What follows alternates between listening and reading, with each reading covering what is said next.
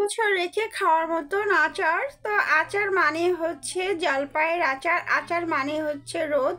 জলপাই কিন্তু 12 মাস পাওয়া যায় না, সারা বছর রেখে খাওয়ার মতন। এখনই না বানালে বানিয়ে ফেলেন। আমার এই রেসিপিটা দেখে আলহামদুলিল্লাহ দারুণ একটা রেসিপি। তো এখানে আমি জলপাই নিয়ে নিয়েছি 1.5 কেজির মতন, আর এটা আমি ভালো করে ধুয়ে সিদ্ধ করতে বসিয়ে দিয়েছি। দেখেন একদম সুন্দর মতন ফেটে গেছে। এখন একটা ছাঁকনির মাধ্যমে এটা আমি ছেঁকে নিচ্ছি। আমি একটু হালকা করে এভাবে থেতলিয়ে নিব।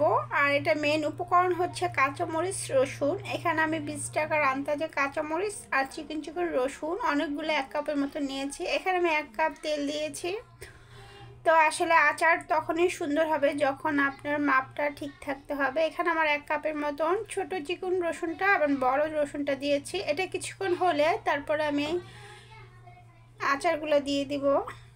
তো দেখেন আমি আচারটা কিন্তু ডলে রেখেছি, সেই আচারটা আমি এখানে দিয়ে দিলাম। আর জলপাই কিন্তু শীতকালে বেশি সময় থাকে না, কিছুদিন পরেই চলে যাবে। তো যদি সারা বছর খেতে চান এখনই আচার বানিয়ে রেখে দেন, কারণ সব আচারেই কিন্তু 12 মাস থাকে না। টক জিনিস যেমন আম, জলপাই এই ধরনের ফলগুলো, তো এগুলো আনসিজনে খেতে বেশি মজা লাগে। তো এটা কিছুক্ষণ জাল হলে আমি চিনি দিয়ে দিব। আমি এখানে 2 কাপের মতন চিনি দিয়েছি। আজকের আচারটা একদম মাপ অনুযায়ী বানাবেন, দেখবেন দারুণ লাগবে।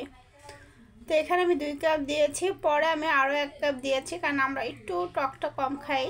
তো এখানে আমার 1.5 কাপ অনুযায়ী 1 কাপ তেল দিয়েছি, 2 কাপ চিনি দিয়েছি, আর 20 টাকার আন্দাজে 100 গ্রাম কাঁচামরিচ দিয়েছি, 1 কাপ রসুন দিয়েছি। তো এখন আমি সেই কাঁচামরিচ অবশ্যই একটু পাকা লাল দিলে দেখতে কালারটা সুন্দর হয়, সেই জন্যই, আর কোনো কারণ নেই। তো চিনি থেকে পানি বের হয়ে গেছে, আর এটা চিনির কারণে দেখেন পুরো জলপাইয়ের কালারটাই কিন্তু থাকবে, দেখতেও দারুণ লাগতেছে। আর এখানে আমি গুঁড়া করা পাঁচফোড়নটা নিয়েছি রাঁধুনির। তো এখানে আমি 1 চামচ এখন দিব, আর লাস্টে লাবানোর সময় 1 চামচ দিয়ে দিব। আচার মানেই হচ্ছে একটা ধৈর্যের কাজ। এই আচারটা বানাতে মিনিমাম 1 থেকে 1.5 ঘন্টা লাগবে। এটা শুধু নিচে লাড়তে থাকবে, নিচে যেন 1 ফোঁটাও লাগে না। এখন আমি আন্দাজ মতন লবণ দিয়ে দিলাম। তো এখন অনেকটাই ঘনত্ব হয়ে আসছে। তো দেখেন লাড়ার উপরেই রাখবেন, আর আচারটা ততক্ষণই লাড়বেন রসুনটা একটাও যেন গলে না যায়, কাঁচামরিচটাও যেন না গলে যায়, তাহলে দেখতে পরে দারুণ লাগে।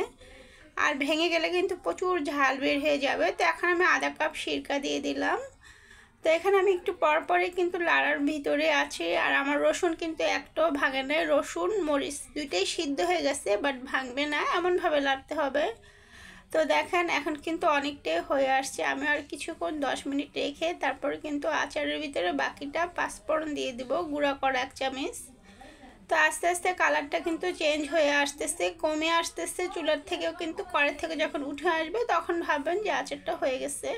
তো এই আচারটা পোলাও বলেন, ভাত, খিচুড়ি যেটা দিয়েই বলেন না কেন দারুণ লাগে। কালারটাই ইয়ামি, দেখতে কিন্তু খেতে তার থেকে বেশি ইয়ামি হয়েছে।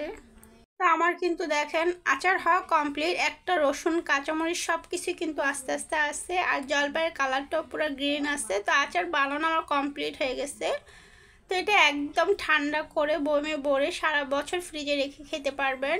আর হচ্ছে রোদে দিলে ফ্রিজে রাখার দরকার নেই। ভালো লাগলে অবশ্যই শেয়ার করে পাশে থাকবেন। আল্লাহ হাফেজ।